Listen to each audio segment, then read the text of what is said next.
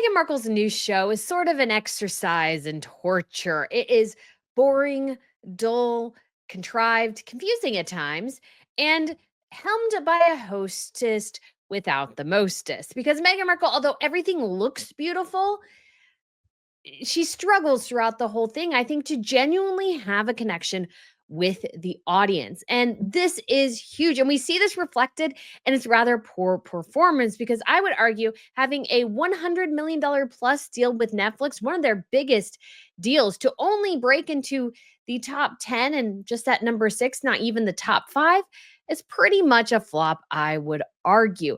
And it seems like most of the critics and everyone agrees. This has been a massive failure, I think, on all levels.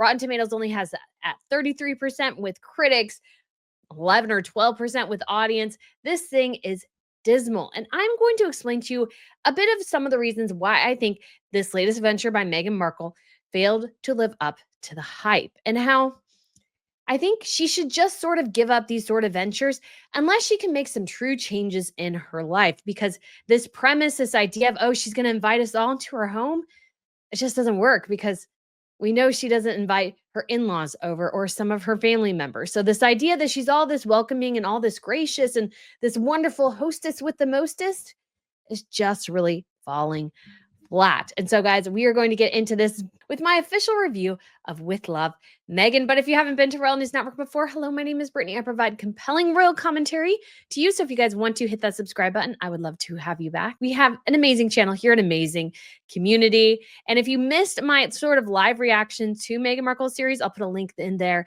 up above. And I did also want to shout out Ana Lucia Diamonds, guys. I have my beautiful stud earrings in here, which are perfect for cooking, by the way, because they're big and gorgeous. Don't get into the food or anything. I also have my tennis bracelet here, and I just look at this and this makes me so incredibly happy. And I just saw that they got a tennis necklace on the website. I'm like, oh, I want that. And we had the cross here at the beginning of Ash Wednesday. So I love this cross, what it means.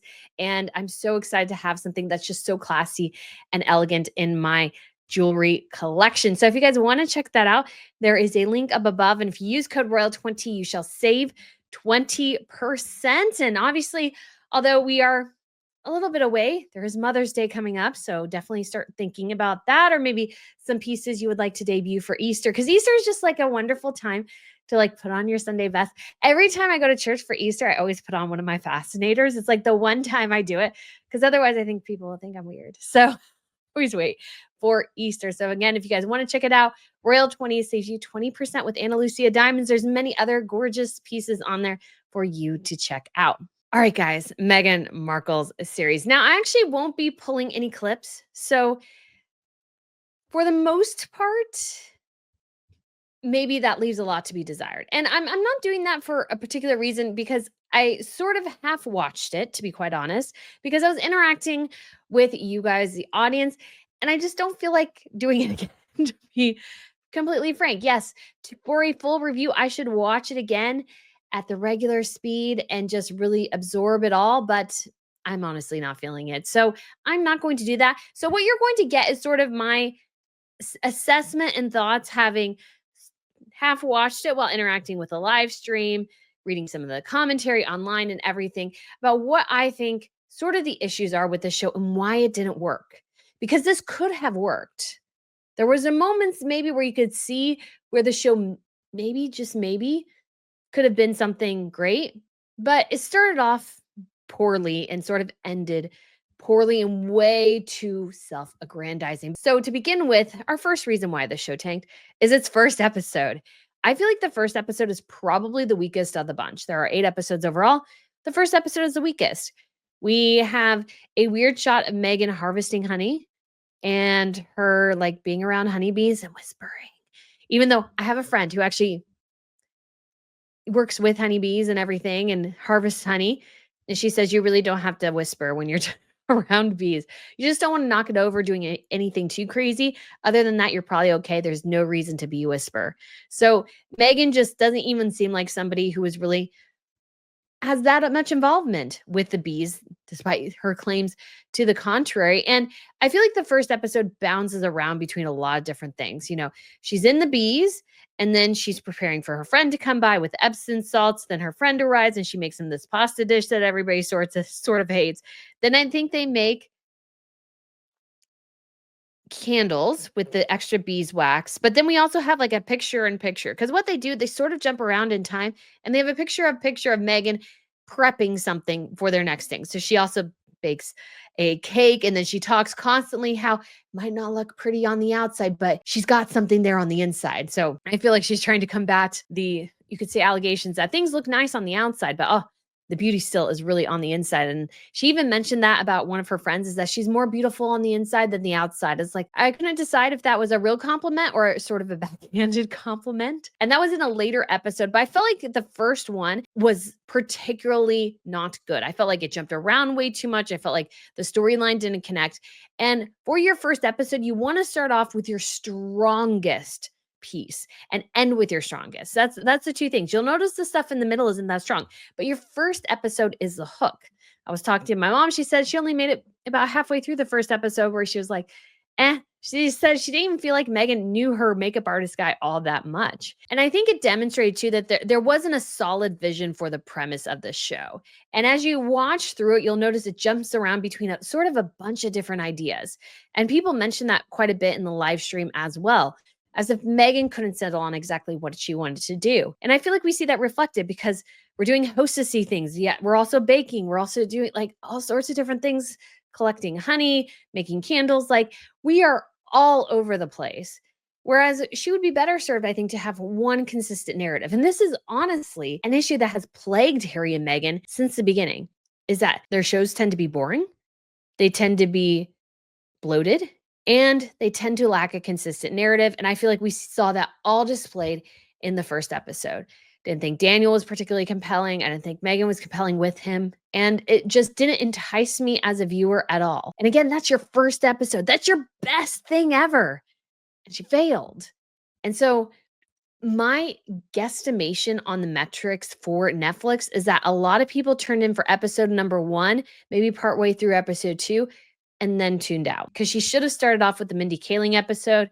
That was, I think, one of the stronger ones. And at least we know who Mindy Kaling is. Nobody knows who Daniel is. The episode was weak. It started off really weirdly, focusing on the honeybees and the hive and a bee on a flower. And it was shot beautifully, but there wasn't any depth. So that was kind of failure number 1 on her part. Number 2 is that most of the episodes were largely pretentious and ridiculous as a normal working mom and failing miserably. There was a funny bit, and I'll include this clip here because this was in the trailer, and she's creating, and it is beautiful, this rainbow display of fruit. And she's talking about you can do this for your kids on a smaller scale. And her producer, as if knowing how ridiculous she sounds, goes, Saturday. You just hear Saturday. Like as if you saying, Meghan, you could only do this on Saturday. Normal people could only maybe do this on Saturday. Real delight in being able to be a present parent. And it's a luxury sometimes because we all have to work. We all have a lot of stuff to do. But when you can take a minute to just... Saturday morning. Yeah. And he was just like, Saturday. Because Meghan and Harry hire very competent people and then they don't listen to them. And I think they browbeat them into just compliance. And so this guy is just sitting there going, she sounds ridiculous. Nobody's going to do that. My family would laugh her out of our house for something so ludicrous. So I have to say, just for the sanity of the rest of humanity, just go, Saturday, Saturday, Meghan, Saturday. Because she just doesn't seem like a normal working mom. And something interesting to point out, which my mom did, is that they had this big party at the end. Her mom shows up, her husband shows up, but who doesn't show up? Her children. And the big question is, who's watching them? Because Meghan talks about having these busy mornings. She mentioned this in Canada and other places. But when you live in a house that big, busy mornings take on a different connotation when it takes you 5 to 10 minutes to walk to the other side of the house. And a house that large, it takes you a while to get around places. And so how busy are the mornings? I would imagine the busyness is somewhat there, but I imagine some of it is being done by nannies because who was watching the kids while they were having the party? Probably the nannies. She never acknowledges their existence. She never acknowledges the fact that when it comes to, let's say, planning a party, most people are like, I got to get my house in order. I got to get the food cooked. She's just, kind of almost has this laissez faire attitude. It's like, yeah, because you have somebody to do everything for you. She just has to do the bare minimum. And so she just doesn't, I think, engender herself to any working mom because she shows these ridiculous over the top things. And then she's acting like anybody can do it, or you can do this on a budget. I think she says that at one point, and people are like, no, I just wouldn't even have the time. It's not just that maybe this is a little expensive, but even the time it would take too long to do that. And so I think most parents, I would argue, looks at her and goes, this is a woman who has most of her things, daily needs handled by other people, and she just has to do the bare minimum. She's not somebody in the trenches with other working parents. And I think that's 100% correct. I think that's 100% correct. And so because of that, her ideas and everything just sound a little ridiculous. It sounds like something a mom would do where she has all the time in the world to sit in the kitchen and cut this rainbow display. And I had to think that the guy is yelling Saturday because he probably watched her cut that for an hour. I mean, I would not be surprised if something like that took at least a good solid 30 minutes, exact hour, maybe a bit of an exaggeration, but she probably spent a solid 30 minutes cutting everything and trying to make everything look perfect. And this camera guy, this producer is looking at this going, my wife would never be able to do that on a Saturday. We have to get our kids to soccer. We have to do this. We have to do that. We have to go to the grocery store. There's a farmer's market. There's X activity. I have to go meet with the grandparents. Like there's a million other things other people have to do. And he's watching her painstakingly make this fruit display. And he's like, this is lunacy. Nobody would ever do this. And I think she definitely came across as very, very out of touch with the average parent. And it didn't help at all that she goes, oh, I'm just a working mom, sort of. And it's like, no, you're really not. You're not like a working mom because you have, again, all the help in the world. You don't come home exhausted because you have somebody who cooks and cleans and does other things for you. Yes, she can do those things too, but I guarantee you a lot of those needs are being met by hired help. And there's nothing wrong with that. I understand. If you have the money, if you have the stresses in your life, if you have obligations, hire help. I'm looking to, at some point, hopefully, have to get my place more cleaned up first, starting to just have a bi-weekly, so every other week, cleaning service come to my place. Why? Because I don't have time to do it myself because I'm working so much. And so it totally makes sense. If you can have somebody else help you do something, do it. But she never acknowledges that there are other people who are helping her.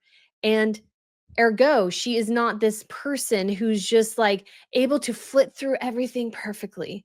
And I think for other working folks, it just comes across as very inauthentic, very pretentious, and just a bit ridiculous. All right, the next problem is that there is nothing new or interesting in this show, and she seems obsessed with elevating things with one very, very stupid addition.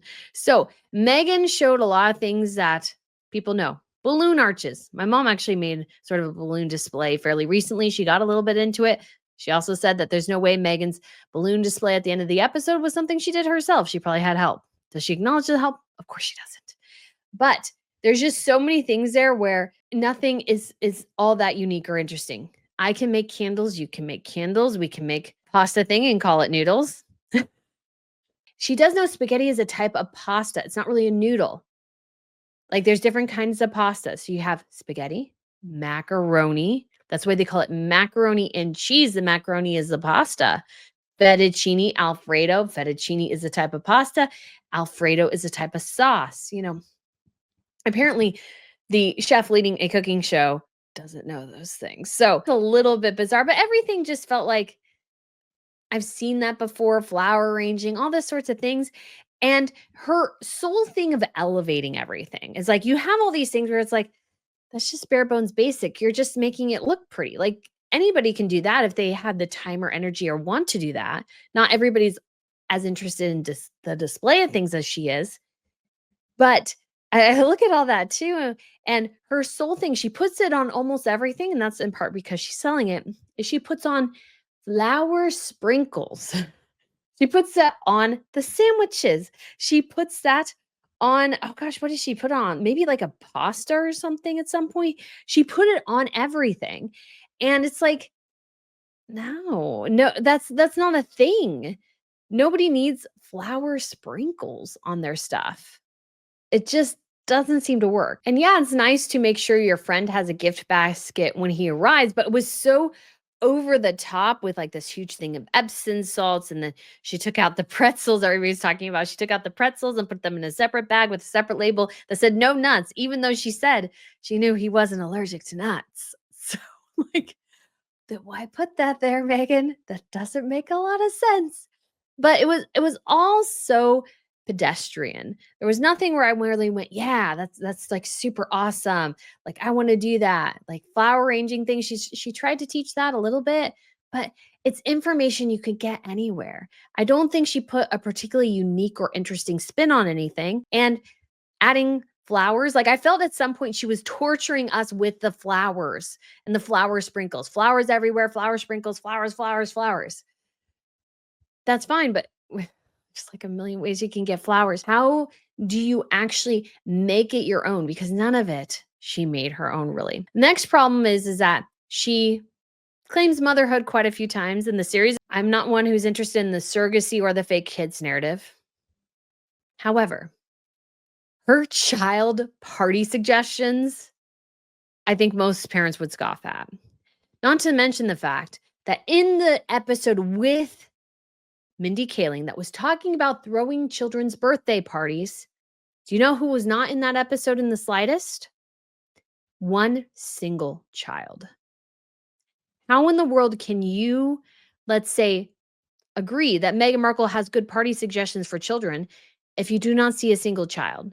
You don't see a single child. And she was creating things. Like she actually put like dried flowers on like bread and stuff. I think I have a screenshot of it. And I'm looking at this going, I was a picky eater as a kid. Would I eat that? It's pretty as an adult. But children are simple. Like, we just want a grilled cheese. Like, if you have 20 kids coming over, yes, maybe you can get your own daughter to eat bread with a dead flower on it.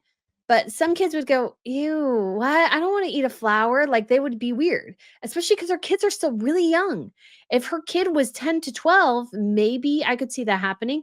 But her children are 5 and 3. They're not going to be interested in that. And like, maybe Delphina has a daughter more that age, maybe she's interested in that, but Megan never gave an age range, and you get the sense of a woman who doesn't spend time with children that are her own children's ages. She comes across, I think, as a very disconnected parent and more interested in how things look to the parents than the child's joy and involvement in the process, because I think if they had put kids in that scene, I think they would have hated everything. I don't think, or she would have been going, "Don't touch that, don't touch that, don't touch that." Because they created this beautiful gazebo thing that we saw in a promotional image with her and Mindy Kaling. It's like, there's even champagne in there. And I'm like, I thought this was supposed to be about children. Children don't need champagne. Maybe Megan does. That's how she deals with her kids, maybe.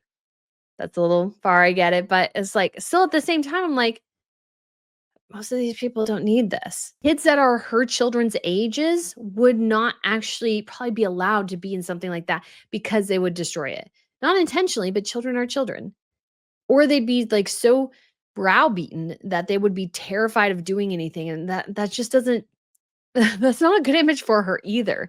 It seems like she's so much more interested in a parent's enjoyment of it than a child's. And I came to sort of the conclusion after watching a bit of this is like, I kind of came to the conclusion at the end of that. I was thinking like for Megan, when it came to like Halloween, she'd be one of those parents who gives out granola bars or floss instead of candy, and the other kids in the neighborhood must hate her. Like she just does not seem like a fun parent to be around. She really doesn't. As a kid, like I'm thinking of myself as a child and be like, oh man, I would probably be like, oh, mom and dad, don't make me go over to Harry and Meghan's house with the kids. Like, that's just terrible. Like, I like the kids, they're fine, but I don't want to go hang out with her.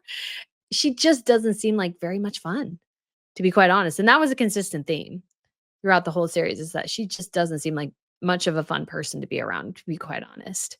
And so to not have any children in the children episode, really makes me question things because without a child interacting with what she was doing, how do we know they like it? She's just saying they do.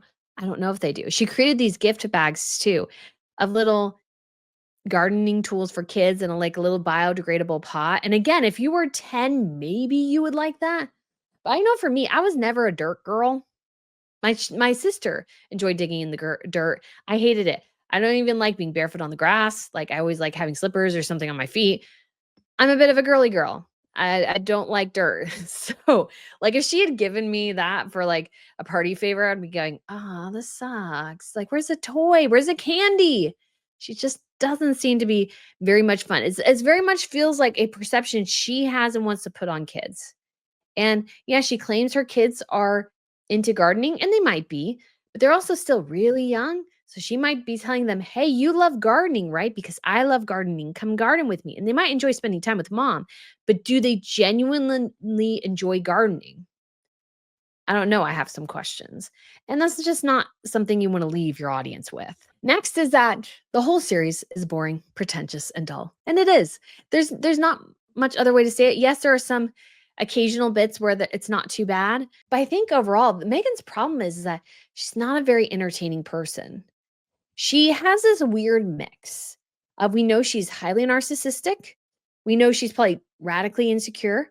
We also know she has control issues. She really wants to control and have everything look perfect. And so, because of that, I feel like she can't be spontaneous and in the moment. And so, every time she can't banter. She can't banter well. She can't have fun in that way because I think she's trying so hard to make sure she tries to say the perfect thing or do the perfect thing. At the moment, she comes across more as fake and contrived than she's probably meaning to be because she can't let herself live in the moment. Actors have aspects of narcissism. Oftentimes they're insecure, but I don't think there's always a control because to be a good actor, I think you have to be able to let yourself be the fool. You have to go with the flow. You have to be able to have all eyes on you and like fall down and be silly and do all those things. She can't do that fundamentally because if she does, she needs to have it be the perfect fall, the perfect little thing.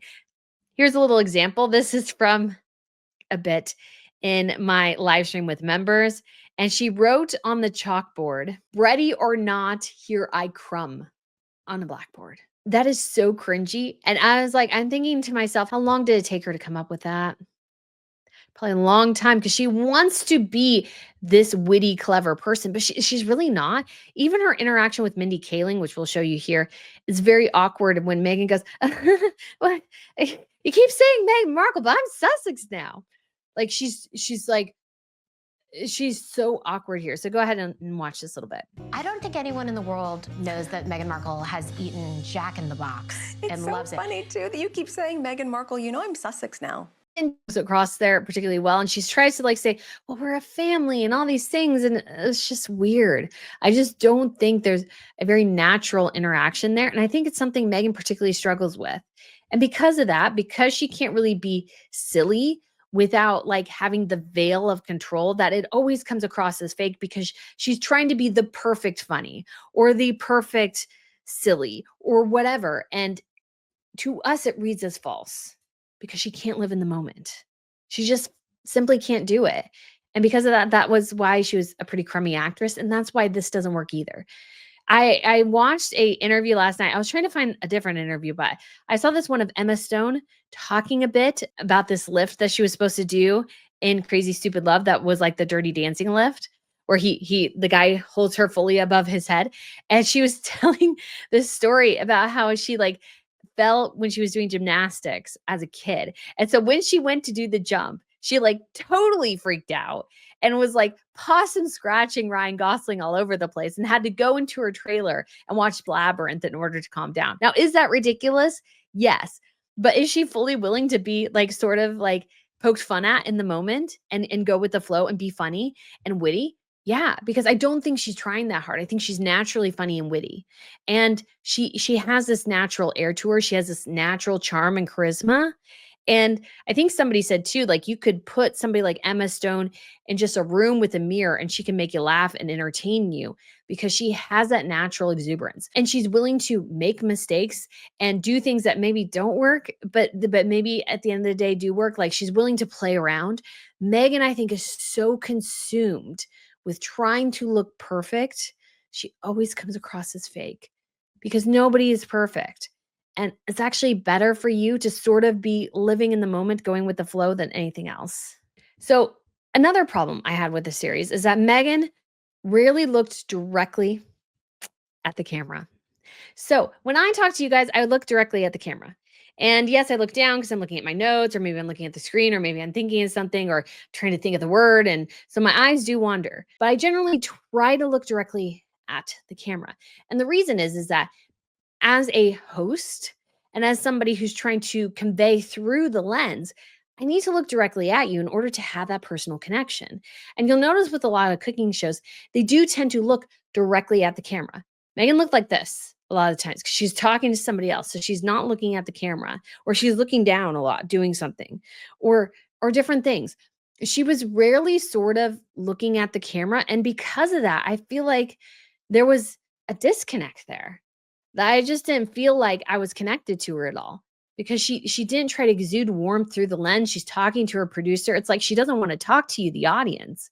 She wants to talk to the counter. She wants to talk to the lighting person over there. She wants to talk to the producer. I mean, I understand talking to the guest, but you need to connect with the camera because that brings the viewers in. That tells them, hey, come into my home, come into my kitchen. But instead, she's looking everywhere else. And I noticed I picked that up a bit in some of the clips they sent us, and it really was a pretty consistent thing throughout the show. And I think she did herself a disservice by not trying to connect with the camera. I don't know where they were trying to go with that, but I not looking at the camera really made herself seem standoffish and removed from the audience. And in a show like this, you want to invite the audience in. You want them to connect with your eyeballs at the side of your head, with your eyeballs, because that is going to get them to stay. That's going to get them to engage. And Megan just couldn't do it. Couldn't do it. And so, another problem is that when you're watching through the whole series, and granted, again, guys, to be quite honest, I tuned out. I was engaging with the live stream, so I wasn't totally watching the show the entire time. But Megan did not come across to me as welcoming, which was the point of the show. And this is not just that she wouldn't look at the camera. She seems to me incredibly overbearing and insufferable because everything had to be perfect. And we'll get back to that idea. But everything had to be perfect. Everything had to go a certain way. And she has to give everybody gifts. And she has to, when she holds the dinner party at the end, she has to write out the menu in her cursive. And she has to write and do that. And I'm like, she just must be unbearable to be around more than a couple of hours because I think she's trying so incredibly hard. And we know in her personal life in various instances, like we saw this picture of her and Serena Williams really recently. She's clinging to Serena Williams' arm, like as if Serena Williams is her romantic partner now. It's weird. So I just get the sense that Megan is just very overbearing because all the hostessing things she does, very over the top. And as a guest, I would almost feel like, number one, I can't measure up. But number two, I'm like, this is just a kid's birthday party. You don't need to have personalized cups that match the theme of your kid's birthday party for the parents, to have coffee. Like, we can just have a regular coffee cup. You don't need to have like a personalized drawing thing printed on your cup, which I think is sort of what she was alluding to in the kids episode. And I'm like, that would just be ridiculous. It would just be insane. You're inviting people over for a picnic, and it's not just a picnic like casual or whatever. It's like you have to have all this display of food, and it has to be tiered, and it has to be this and that and then. And I was like, she must be a nightmare to live with. She didn't come across as warm because she was so controlled that there was no warmth there. And Meghan Markle seems like someone you really can't have any fun with, to be quite honest. when you can't just sit down and just be casual about something, because even in this moment where her and Delphina, they go out to the grass, they're sitting there with their snacks. And yes, the dogs are eating the food off the table, which is not a great thing. But she has this fancy charcuterie board. She has this fancy dish and that and everything. That's like, just have finger sandwiches. Like, why do we need a fancy charcuterie board with all these exotic meats and everything? It's like everything has to be over the top, elevated to such an extent that becomes absurd. And as a viewer, I'm like, not only do I not feel welcomed to your home, I don't even want to go to your home because I think I would be miserable there because I tend to make messes sometimes. I tend to be a bit funny and I feel like everybody would have to be tin soldier. No fun with Megan around. She just doesn't seem to be a person I would personally enjoy being around. And sure, that might be judgmental on my part, but I'm going to go with it because it sort of makes sense to me because that's what I see. That's what I see. And because of that, like I feel like Joanna Gaines, you have a bit of the mess and the fun or whatever. And I don't get any of that with Megan. I don't get any of that with Megan. In fact, the moment when they're supposed to flip the little pot stickers, she gets this ridiculously heavy plate to such an extent that they can't flip it correctly because the plate is too heavy. And so it's like, why didn't you get a lighter plate, Megan? Why not go with even a paper plate and then move it to the next thing? Why get this like because it looks like actually like a granite like cutting board almost, a circular granite cutting board. It looks really, really heavy. Because of that, they couldn't flip it, the 2 of them, because, her arms are twigs. I don't think she has a smidge of strength in her body, and so they can't flip it. It's like, well, why couldn't you do sort of the normal thing and, like, get a normal plate? But she can't. Everything has to be over the top. Everything has to be that extra level of elevation, like even getting Chinese takeout, we need to put it on China. Now she just says plates and making it nice, but it's like all I can think of in my mind is that she's getting out the China, busting out the China to put Chinese takeaway on it. And that's not elevating. That's just ludicrous. That's just ridiculous. Yes, put it on a plate. Maybe if you need to heat it up or something, that's fine. But it's like, sounds like she wants to present takeout. Meghan Markle, have fun in life. You'll be a happier person. Stop trying to make everything so display worthy and everything because I don't think it's getting you any friends. I don't think so. So, getting to this last little bit, we have two problems here towards the end. The second to last is that she's all about the presentation and all about, in her mind, she's supposedly showing us love by being so obsessed with the details of everything. Because she wants to put thought and intention into everything. But I come across thinking it's not really love. It's sort of an overbearing control. It doesn't feel loving to me. It feels overbearing. And I think it was good that one of our members here mentioned, and I wrote it on Post-it so I didn't forget. Ms. Potato Pirate said she wants to buy love, not show it. And I actually agree. I think Meghan Markle's claims that she's just showing people love by being overbearing into how everything looks is an example of how it's all for the show. I don't think there's any depth to it. I didn't feel the depth. I feel like she wanted things to look perfect. I don't even think her cooking was that great, but she wanted to present it perfectly because then it's perfect. Like the emphasis on perfection, I think, is really hurting her in many ways. She needs to sort of scale back that a bit because to me, this is what I used to do. I think it was in high school I used to do this or a very young adult when I was still living at home. Is sometimes I would go to the store and get my mom one single rose. Just one. Wasn't super fancy. It wasn't super exciting, but it was the thought. Megan would go get 12 dozen roses and arrange them in this pile and then give them, which is lovely too. But what about this one rose? It cost me it was like $2. I was young and I was, didn't have that much money, but I wanted to give my mom one rose to cheer her up that day. And to me, that means more than having this gorgeously overflowing display of flowers that Megan wants. Because to her, it's all about the display. Isn't it beautiful? Isn't it gorgeous? But a lot of gorgeous things can be empty inside.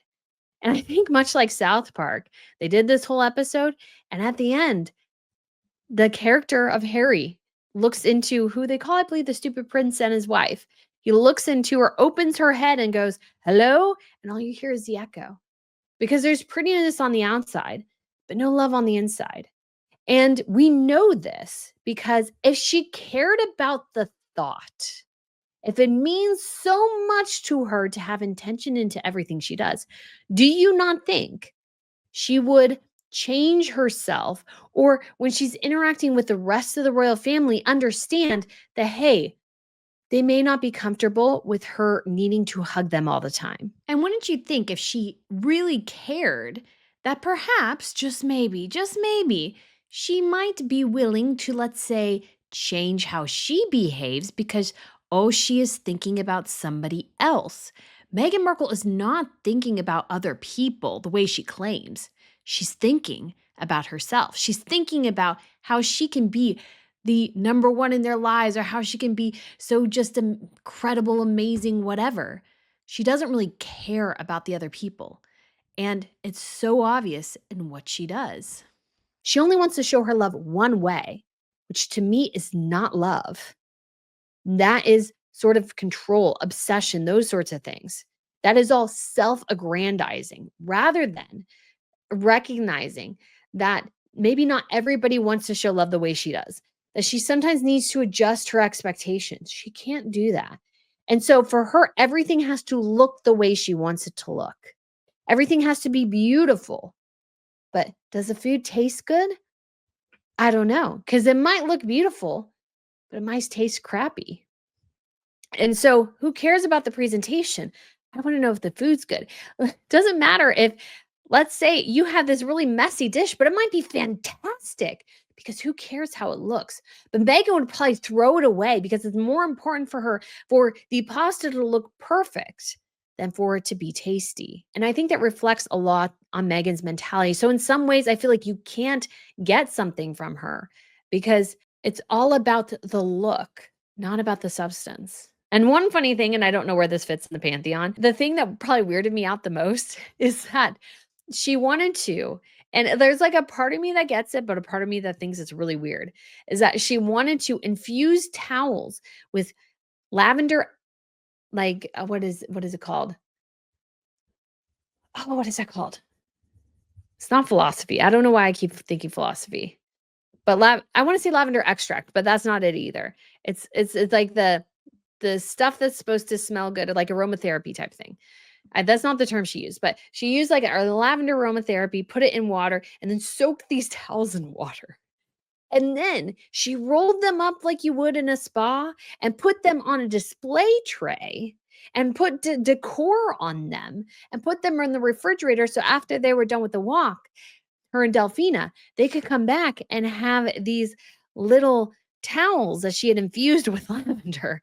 And I'm like, that's a bit ridiculous. Now, if you want to, let's say, infuse some towels with lavender, sure, go ahead and do it. But she garnished them with like dried lavender and like all these sorts of over the top things because it had to look perfect. Did she overdo the lavender? I don't know. Did the lavender really help in terms of cooling them down and relaxing them? I don't know, because it was all about the presentation, not about whether or not what she was doing was actually helpful. And that, I think, encompasses most of this show, is that she wants everything to look perfect. Screw whether or not it tastes good. Screw whether or not it's actually feasible for most people. The world must be perfect to Meghan Markle. And that's why I think, given the other problems, like she must be unbearable and insufferable to be around. So let's get to our last little bit here. And that is that this show, and the reason it's failing, and the reason it will fail, and Meghan probably won't get a season 2. We'll have to see what the Netflix numbers are eventually, or if Netflix wants to order a season 2. But I would imagine they probably won't, because I just don't think most people got past episode 1 or 2. But if you get to the end, there's this moment where Meghan gathers everyone together and throws a party for herself. And she goes, "Thank you all so much for loving me." New chapter that I'm so excited that I get to share, and I've been able to learn from all of you. So just thank you for the love and support. And here we go. There's a business. Really? Really, Meghan Markle, you're gathering them all to tell them how grateful you are for how much they love you. Because it's all about her. That's why this show is failing. It's because she is too self-conceited to see and how to connect with other human beings. Because everything about this show is self-aggrandizing.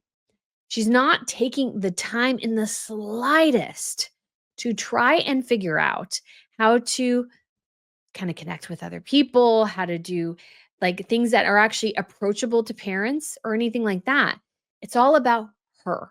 And because this series is a self-congratulatory exercise and not something actually meant to help other people, it will fail because people need to connect with it. People need to see they got use out of it. The only usefulness I see it out of this series is that maybe at some point we can show it to prisoners of war and like put it on repeat and force them to watch it at slow speeds. That is the future use of this show. It's not good. It wasn't interesting. There wasn't anything groundbreaking. And it was all about Meghan showcasing Meghan. And unfortunately for her, she still can't do the one thing that'll actually sell this show, which is to actually stop with all the control stuff, stop with the narcissism, stop with all these other things, and actually be herself. She's so consumed with showing off the perfect view of herself that she loses an audience in the process because we can't connect to somebody who's not real. And you see this with her obsession with Instagram and the show. So Instagram, she likes it because she can show the perfect image and nobody can talk back to her. That's why she likes it. And then when it comes to the show, it's aesthetically beautiful, but soulless.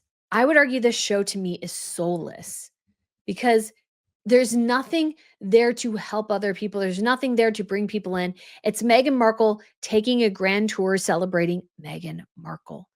And that's why the audience is tuning out. And that's why I think despite it getting up to number 6, I doubt it'll go any higher because you did have the people review it. You did have the looky-loos, but there's more going on here and people are just going to drop off.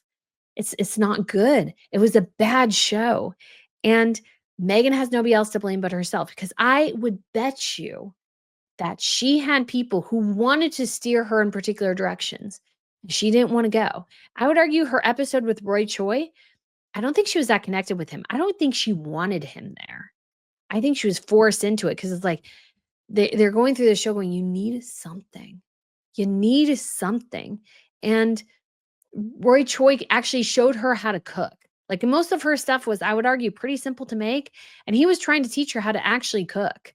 And I don't think she particularly liked that. I don't think she particularly enjoyed it. And you felt it as a viewer. You felt it. You felt her discomfort because he was coming in there and he wasn't, let's say, somebody who was telling her how great and wonderful she was all the time. Because that was also a theme of every episode is the guest coming over and telling her how wonderful, great, and amazing she is. But instead, maybe forcing her a little outside her box, and she did not take to that well. And so this show is a flop. I would argue this show is a flop. Yes, it's a bit too early to say that for sure because it did make it into the top 10 and Polo definitely did not. But it has been eviscerated across social media and in the media, even Variety, who previously had this huge glowing cover about Meghan Markle, poo-pooed this series, calling it just an exercise in an overinflated Montecito ego. So Meghan Markle, my suggestion would be find a different career path. Either you need to change yourself or you need to find something else to do with your life because you being on camera just doesn't seem to be working. Maybe try to be an actress again. You weren't a good actress in the first place. I don't know. Maybe you can be a bit better because trying to connect with people and trying to show off your lavish lifestyle and attempting to make it approachable to the average person is just not working. And that's why I think Harry gave up on all this too, because he's like, screw this. It's not something I enjoy. And she keeps trying because she so desperately wants to be loved by the Hollywood elite. But she's not doing the hard work necessary it takes to build a brand. She's just wanting people to buy it because she's the Duchess of Sussex. And we will go over her product offerings because we do see them and her like defense of why she chose these particular products, which is very, very pathetic. So we shall get into that in a future video here. But guys, thank you so much for tuning in. I hope you got something out of it. And I shall talk to you again very soon. And go and find other creators, because there's so many other creators doing exactly what Meghan is doing and so much better. So guys, again, thanks for watching, and I shall see you soon. Bye.